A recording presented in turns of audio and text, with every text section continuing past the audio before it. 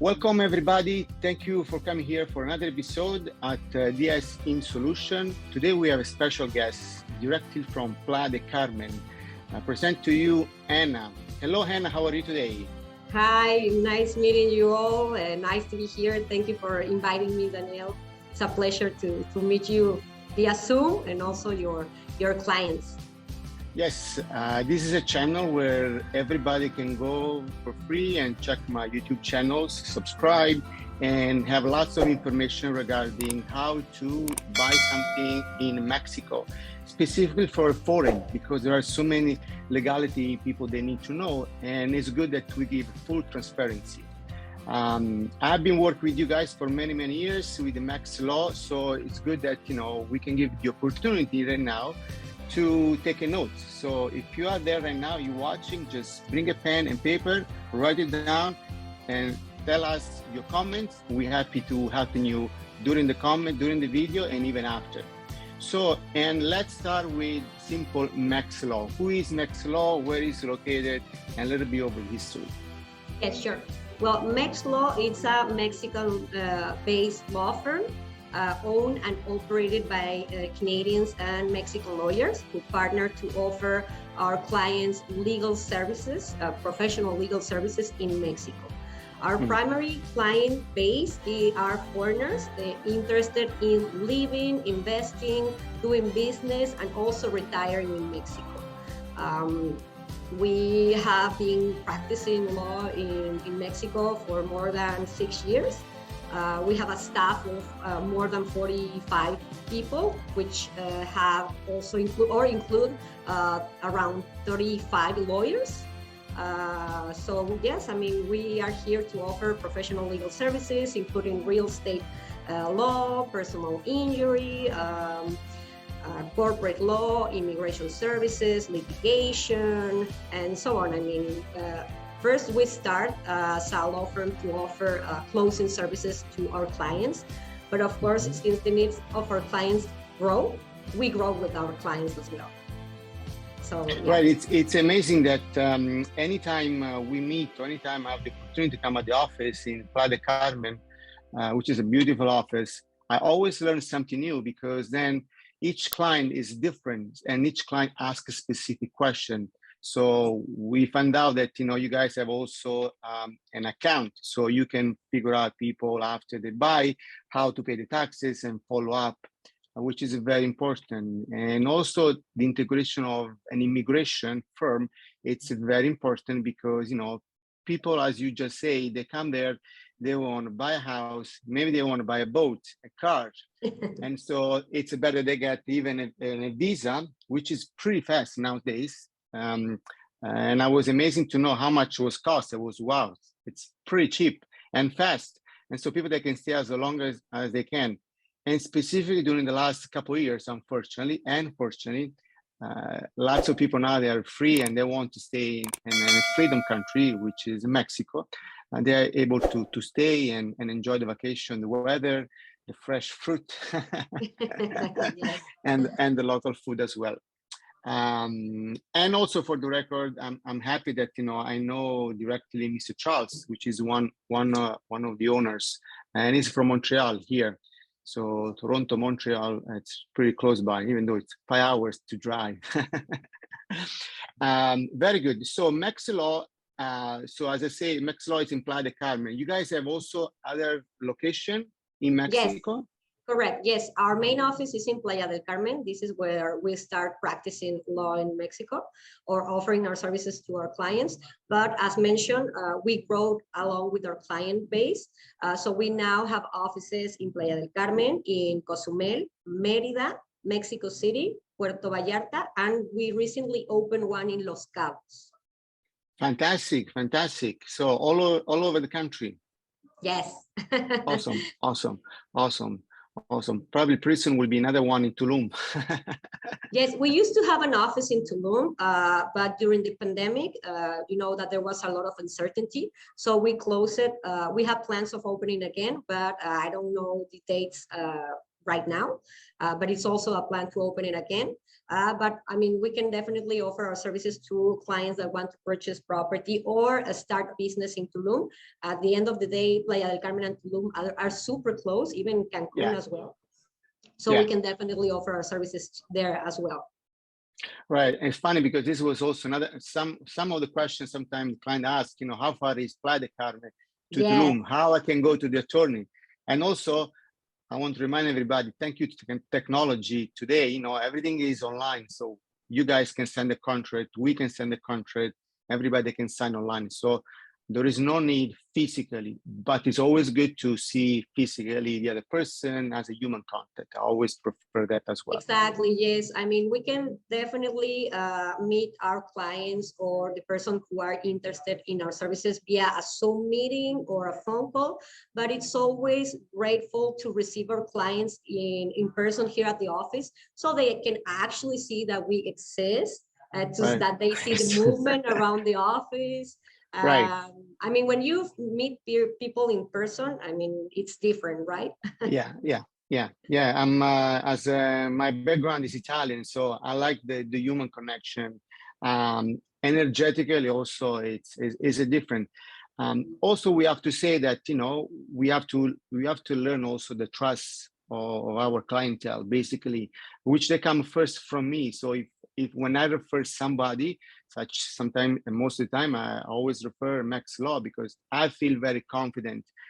Since you guys are pretty fast and reliable and give all the information, and also you guys connect also video with the clients, even to me through some Zoom link, for example, which is awesome because other firms I see they don't do that.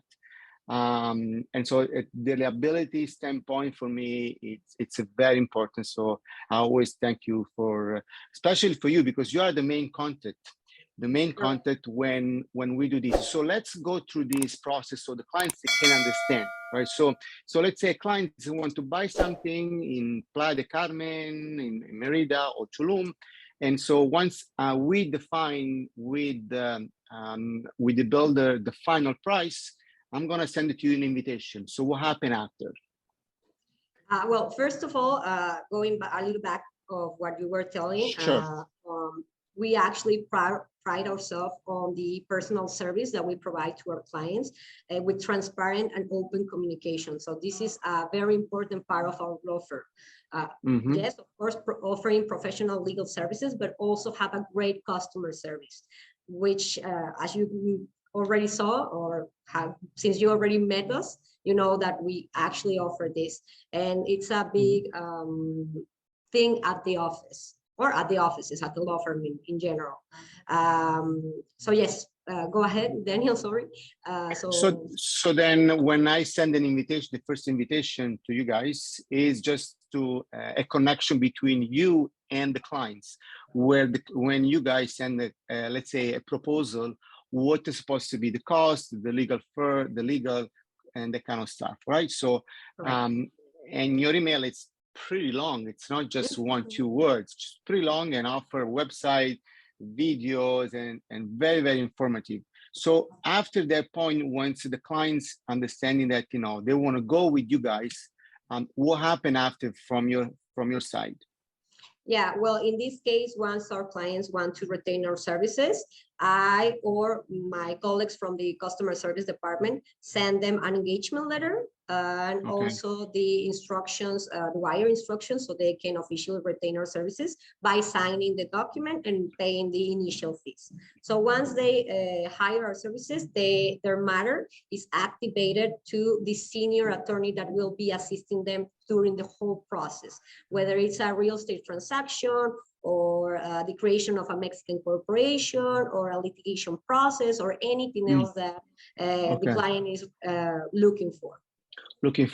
Okay, so that's would be the for you guys. So this would be the first step. So I send an invitation to them. They're gonna answer, and everything is transparency. So everybody will be on the same email. And once the client's going to ask, yes, we want to retain you guys, that's going to be the first step where you guys are going to check the contract. And basically, from my understanding, and I want you to say something about that, any liens and stuff like that. Why is it so important you guys have to see all these things in the contract? Correct. Well, first of all, because our clients are purchasing property in a foreign country. So it's very important that they have legal assistance on their side to avoid that the transaction has any mistakes, or that they purchase a property that is not owned by the seller or the person that is claiming to be the seller. So part of our service, once they retain our services, is to request all the legal documentation and the background of the property to the seller side, so we can perform a due diligence at the public registry of records and make sure, first of all, that the property doesn't have any liens or encumbrances that may affect the possession of our clients. And second, verify that the person that is selling them the property has in fact the rights to sell them the property, meaning that they are the rightful owners. So we provide a due diligence report, so our clients see what we found during the due diligence.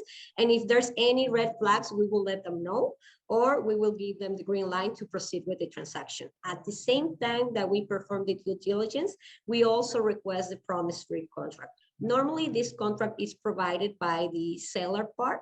So we will request it and review it just to make sure that all the information contained on that contract is well established and that the terms and the conditions are even for both parties. Yeah, very, very important, because we want to know that at the end of all these transactions, there is a physical person with the name that can transfer and give the title to the person that's going to buy. Very, very important. Why also, one of the question, I'm going to be in the middle of all our question, because I have a brainstorm now. Why it's so important to have an legal attorney directly from that area, and not somebody from, we have US, Canada, Italy, UK, France, Spain, Germany, somebody from their own country? Why it's better to have a local attorney there? Because the local attorneys know the laws in Mexico. They have, or we have the contacts to assist them during the whole transaction.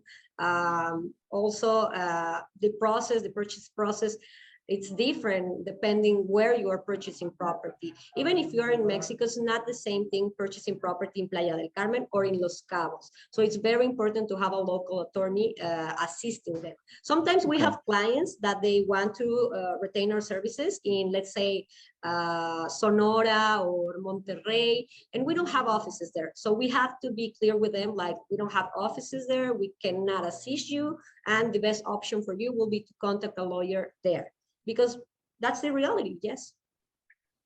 Okay. Would you say also the time frame will be also different, correct? Definitely, yes. By having a local attorney, that means that because he's on the municipality or in the city that they are wanting to purchase the property, this means that anything that happened during the transaction, the due diligence, or if we need to go and discuss something in person with the developer or the seller, we have the facility to do so. Yeah, and make more sense, right? Exactly. The people they know, the community they know, the project there also. they're Exactly. not that far, and also you guys been doing so many projects.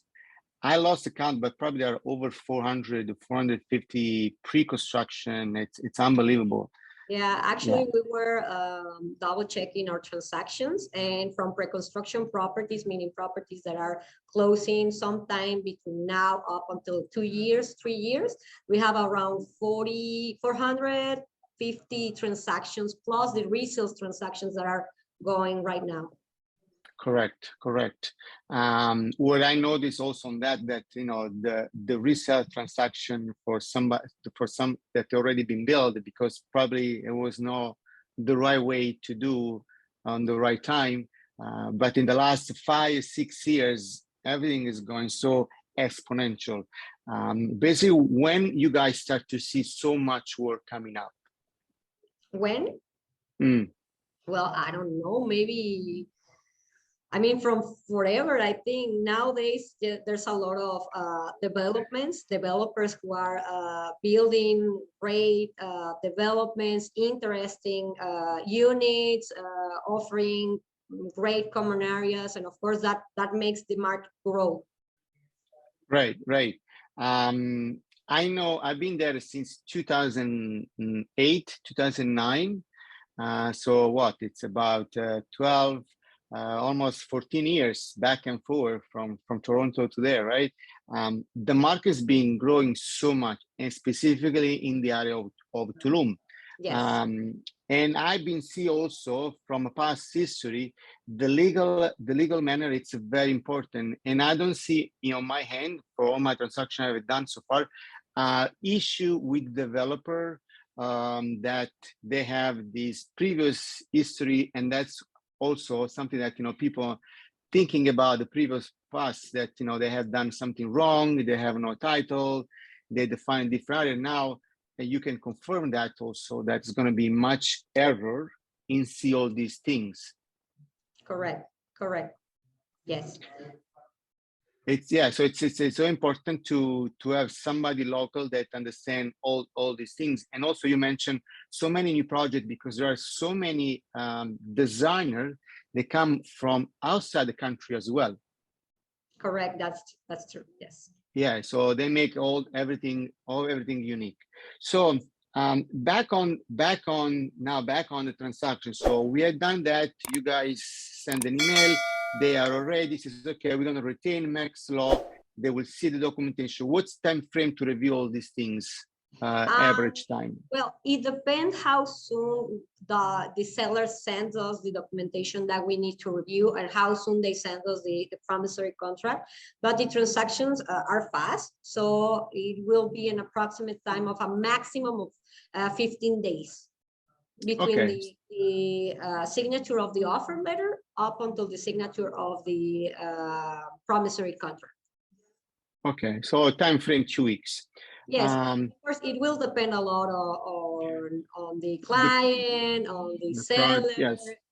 how soon they accept the changes and modifications that we want to request on the contract, if the buyer accepts those changes or no. So it depends, but most of the times it's around 15 days. Yeah. We even saw something like 5 days, 1 week. It was so correct. Yes, exactly. So very fast. It's important also for the developer, right? How fast they are. The bigger they are, they take sometimes more time. Now, when you send a first proposal to the clients, so the client's gonna see a bunch of things, right? Notary, attorney, and costs. So let's help them to understand why is this percentage, why it's all this cost, the advantage and the disadvantage. Of course, yes. Well, first of all, it's important that all the ones that are seeing right now this video and know that closing costs in Mexico are higher compared to other countries, specifically Canada and the United States. Why? Because the Mexican government collects most of the taxes at the moment of the purchase and the sale of the property to both buyer and seller. Each party pays their own portion of taxes. So that's why closing costs are high. The percentage of closing costs will depend a lot on the place that they want to purchase the property. It's not the same fee in Los Cabos as in Playa del Carmen. But talking specifically about Playa del Carmen, Cancun, Tulum, and all this part of the country, the closing costs can vary around, approximately between 6% up to 9%, depending the purchase price of the property. Closing costs in Mexico are based on the purchase price of the property. So, for example, the highest tax that the buyer has to pay in this area is the 3% of the purchase price of the property. This is the transfer tax or the acquisition tax, and it's paid to the Mexican government. Okay. So that's the highest tax that they have to pay. Also, you have to add notary fees, registration fees, an appraisal. By the way, an appraisal must be recorded on the title deed by law. Even if the buyer is paying in cash, an appraisal must be recorded, because this is a question that I get asked all the time. All the time, yes. Yes. Yeah, yes. And also the percentage of closing cost increases for foreigners, because in order for them to acquire a property on this part of the country, they need to do so with a bank trust, via a bank trust. Why? Because there's a law in Mexico that forbids non-Mexican citizens or non-Mexican entities to acquire property on this part of the country. This is because there's a law that was created a very long time ago. It was created by the Mexican government because at that time, Mexico lost part of their territory at the hands of the US, and at that time was to a sale of property. So what the Mexican government did to avoid losing more territory was to create this law. However, since this happened a very long time ago, and because it's really hard for the government to change the law, they created the figure of the bank trust, so they can attract foreign investment, and foreigners can purchase property on this part of the country. The the non-restricted zone, the restricted zone is 100 kilometers from the borders of the country and 50 kilometers from the coast. So of course, all Cancun, Playa del Carmen, Tulum, all this area is restricted zone. Los Cabos is restricted zone. Puerto Vallarta is restricted zone. Cozumel is restricted zone. So all this part of the country is restricted. So they need to acquire it via bank trust. So what's a bank trust? A bank trust is basically a Mexican entity or a Mexican bank that holds the property on the name of the buyer. This doesn't mean that the bank is the owner of the property or that the property is part of the bank assets. It's just a legal entity that our clients or non-Mexican citizens need to acquire the property. Correct. And at this point, I'm going to say a question that all the time comes up. The Mexico, they can take my house away? Well, as any other government, if they want to, they could, of course. But not because they have the property under a bank trust means that they have less rights or obligations, of course, as any other Mexican citizens. I mean, at the end of the day, even if you own the property via a bank trust, you are still the owner of the property. You can live there, you can rent it, you can make improvements, and you can also sell it in the future. Of course, there's a fee that needs to be paid to the bank for the administration of the bank trust. That fee is paid every year. And if you want to sell the property, if you are selling to a Mexican citizen, you will need to cancel the bank trust, so you have to pay that fee as well. But that's it. I mean, you can do anything else with the property. Good. And so these fideicomiso trusts, it's a 50 years long time frame that Correct. can be giving to your son, your daughter, your wife, your partner, exactly. as you like it, as much you are on the title. Once you're leaving, the other person have to restart again, right? Correct. So in order to set up the bank trust, there's a permit from Foreign Affairs Ministry that needs to be requested. That permit is good for 50 years, but that doesn't mean that if the 50 years end, oh, I'm no longer the owner of the property. That's not the case. Though that permit can easily be renewed. It's basically paying the fee again, and that's it. Honestly, since I've been working here at Netslaw, I have only seen, I think, twice clients that they pass the 50-year period. So yeah, it's not something that might happen. It might happen to the heirs of the property. And as you mentioned, one of the benefits that the bank trust has is that the buyers can appoint beneficiaries in case of death. And those beneficiaries are stated on the title deed of the property. So there's no need for them to make a Mexican will. And in the event of the death of the buyers, of the original buyers, the process for the beneficiaries to take over the property is super easy, straightforward, and not so complicated as it will be with a Mexican will. Okay, very good point. Very good point. And you guys will do this open account for this fideicomiso, correct? Is included in the fees. Exactly, yes. Basically, we will take care of everything from the moment that our clients retain our services up until the end of the transaction, meaning the signature of the title deed. And not even then. because once our clients sign the title deed, our work is still going, because we will ensure that the notary pays all the taxes and all the duties to the Mexican government, and we will ensure that the title deed that our clients sign is duly registered at the public registry of records, meaning that the last movement that we will see is that they acquire the property and that they are the new owners. So that's when our work ends, once we have the title deed recorded. We can talk for hours and the days because we know we have so many questions people ask. So I wrote it down a few, so then we take advantage right now. But you guys have any question, write it down, and so we're able to answer you back. So usually they say, okay, so they can open a bank account. They can, so I can pay once a year the fideicomiso. That means I have in a bank account. I can do the operation in bank. I can go any bank I want it. And I say no. So let's define that and what they need to open a bank account after. Correct. Yes, the bank trust doesn't mean that you automatically receive a bank account. As mentioned, it's just a legal entity that you that the buyers need to acquire the property. Right. To open a bank account, they will have to go to a Mexican bank, take the requirements that are requested by the bank, and then opening the bank account. There are two banks that allow foreigners to open a bank account without the need of residency status. The other banks, the bigger Mexican banks, they can only open a bank account if the client is either a Mexican or a permanent resident. That means that he needs to have a permanent residency. Right. And the other way around it would be, for what I know, have a corporate.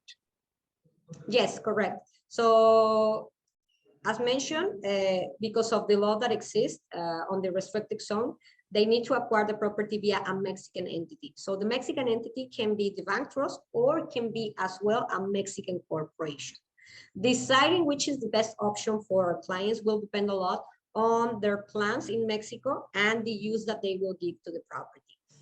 So if they are planning to have just one property for them to live here, then go back to Canada or to the United States and rent it to family and friends, it will make more sense to do it via a bank, because they will not be making a lot of money or a business with the property. If they have plans of purchasing 3 or more properties in the future, it will make more sense that they do it via a Mexican corporations. Since they are purchasing 3 or more properties, most likely is because they want to do business with the property, or they are planning to use these properties as an investment with plans of renting it out. So that makes more sense to create a Mexican corporation for that purpose. And of course, if they are wanting to have business in Mexico, I mean, any business, it will make more sense to do it with the Mexican corporation as well. Yeah. It's important to mention that as a corporation, they will be obligated to fill out taxes and declarations to the Mexican tax authority. So it's important to have a consultation with one of our corporate lawyers, and we will highly advise them as well to have a consultation with our sister company. They are called MexTax. They offer accounting services and tax consultation for our clients, so they know the ways that they can navigate the taxes, because the Mexican tax system in Mexico is complex. So for sure they will need the assistance of a Mexican accountant. That's a good word, complex. It's I live there, so I know when I was there, it was like, you know, it changed for 6 months, then 3 months, and then every month you have to declare things.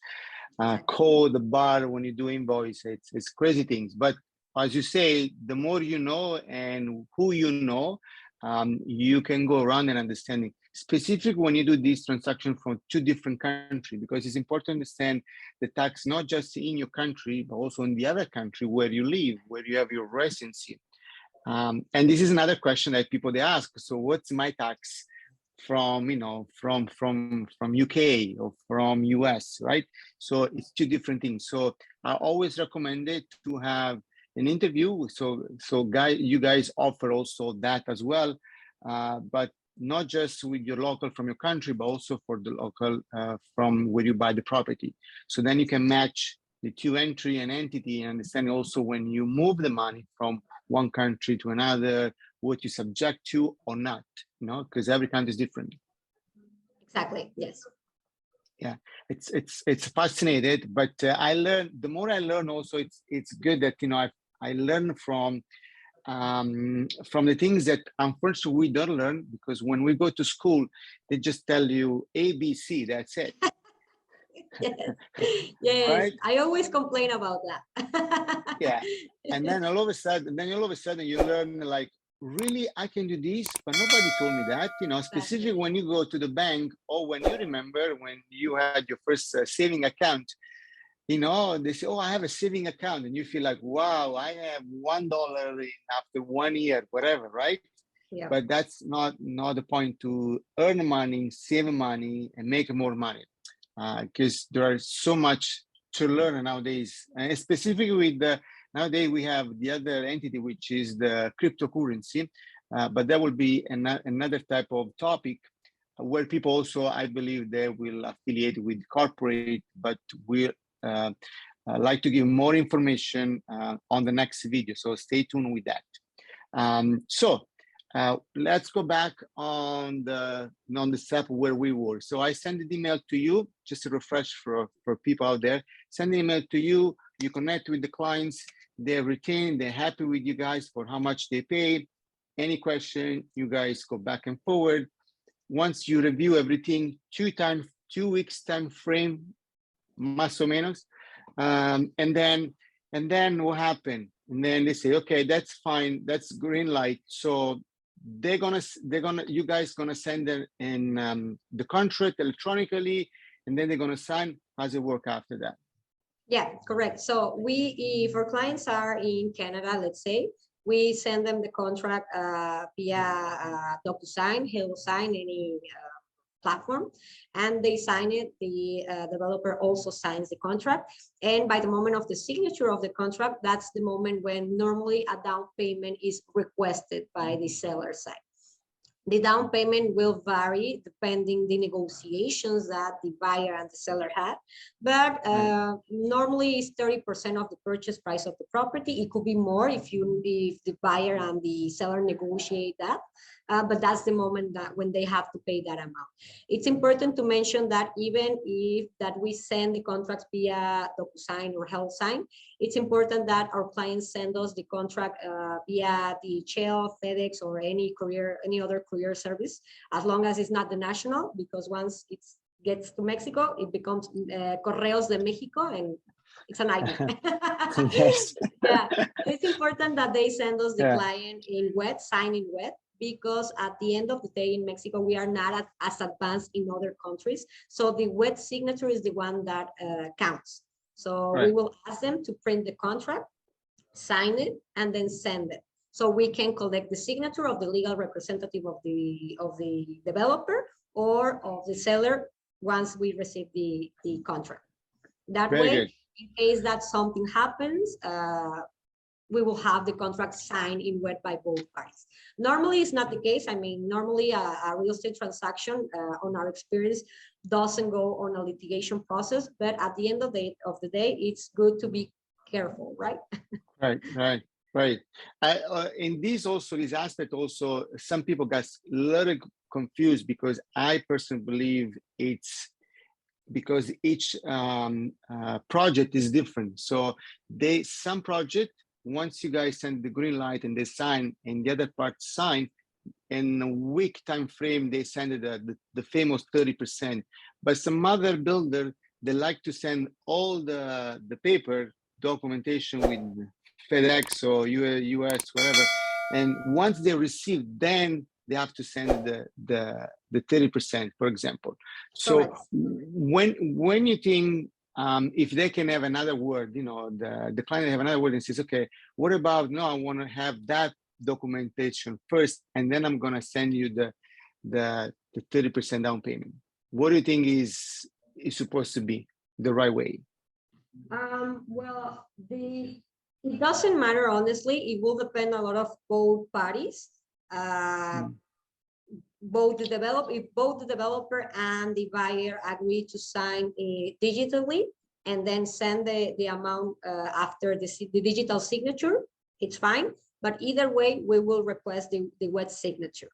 Yeah, I mean, there are there's no rules, honestly, for who's signing first. And of course, the buyer has to send or must send the down payment after the contract is signed by both. So if the developer says, I want this signature in wet, well, he will have to wait until we receive the signature via FedEx, DHL, so our client or the buyer can make the down payment. Right. Yeah. I think that was the key to. So thank you so much. So we say before that, the tax are probably 6% average or a little bit more, right?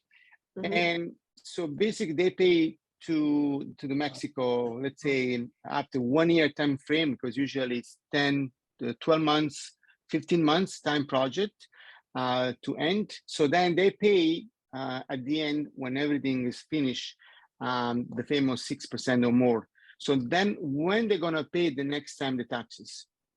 So the taxes, or the closing costs are paid at the end of the transaction.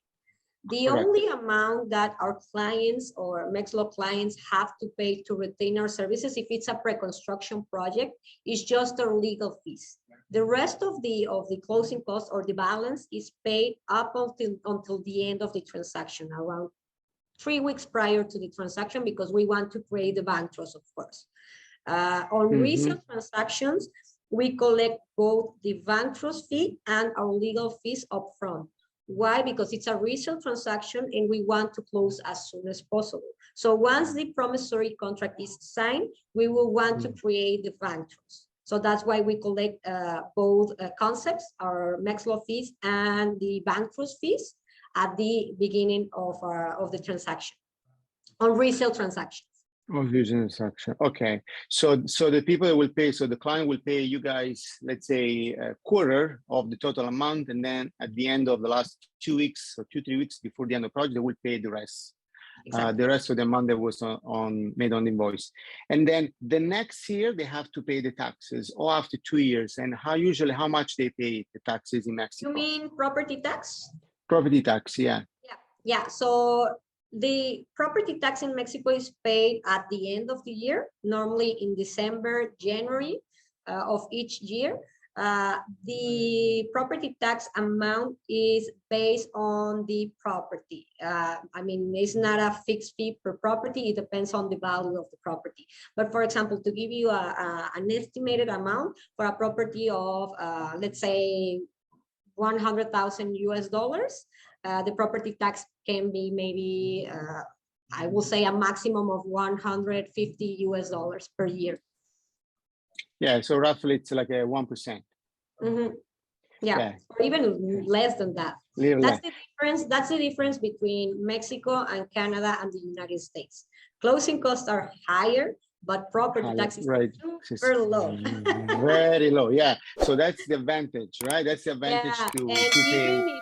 Even if property tax is super low compared to Canada and the US and other countries as well, the government, the municipality offers discounted price if you pay early during the year, up to 25% discount. So yeah. Right. Yeah, that was one of my other questions asking you, because that's already also as well, as we know, developer also asks some discount as well for the down payment. But in terms of pay taxes and capital gain as well, if they pay a little bit early, that kind of stuff, they also get some discount, 10, 20, even 20%. Yeah. 25% on property tax. Yes. Yeah. So it's amazing. So we should buy right now. I know. Yes. When we tell this to our clients, they are like, wow, unbelievable. Because the amount of property tax that it gets paid in Canada or in the US is, wow, unbelievable. Unbelievable. And this is also refer to what I would say before, when you go to high school or university, you learn just a few things, then you come out from that shadow and learn more about, you understand also how to take advantage even with the inflation right now. This is a really important and critical point, because price rise up in Mexico, in Tulum right now. So if you buy in pre-sale, you have 25-30% of the value after, and the difference in this case will pay between 6 and 1% the year after. You recover their money, and against it goes to inflation. So that's perfect time. So knowledge. It's very, very, very important. I think we are done and covered up most of these things. Process between clients, and usually it's pretty fast. Unlike you guys also, I've done a transaction for $1 million, and you guys also has a trust in Montreal, I believe, in bank in Montreal, right? Yes, we have. Well, we also offer, by the way, we offer escrow services. Escrow, for yeah. clients. It's important to mention that escrow services in Mexico are mostly used on resale transactions. There are few developers that accept the use of escrow, and maybe it will be an unnecessary expense for the buyer, because at the end of the day, they have to remember that on pre-construction projects, the developers rely on the money of the buyers to keep building the property. So that's why they don't agree with the use of escrow, or if they do, we will need to disburse the funds when the developers need it. So at the end of the day, it might be an unnecessary expense for our client. But on resale transaction, I mean, for sure, we can assist them with escrow services. We have an escrow in Canada, yes, and we also have an escrow in Chicago. So we have escrow services in Canadian dollars and in US dollars. Yeah, fabulous. And last word for the people out there. Last word, what would you like to say to them? Well, that we are here to assist them in any venture that they want to have here in Mexico. I mean, our mission is to commit with the best interest of our clients, to protect and defend their rights and assets, of course. And I mean, we will be continuing growing with our clients as well. Offering the best service, open communications, transparency. Yeah, basically it's that. Very good. So you guys have any question, we here, the channel is open. If you like what we just say today, just thumbs up, subscribe, request any question, just write it down, give a call. And we're happy to help you and grow your business and make you happy. Thank you again, Anna, for your time. I really appreciate it. We're looking forward to sending you more clients, and hopefully they will satisfy as always. My pleasure. It was a pleasure to be here with you talking, and I will be happy to schedule another video. We for sure will make other things together. So yeah. Muchísimas gracias. Disfruta tu día. Gracias, México. De nada. Bye. Gonna close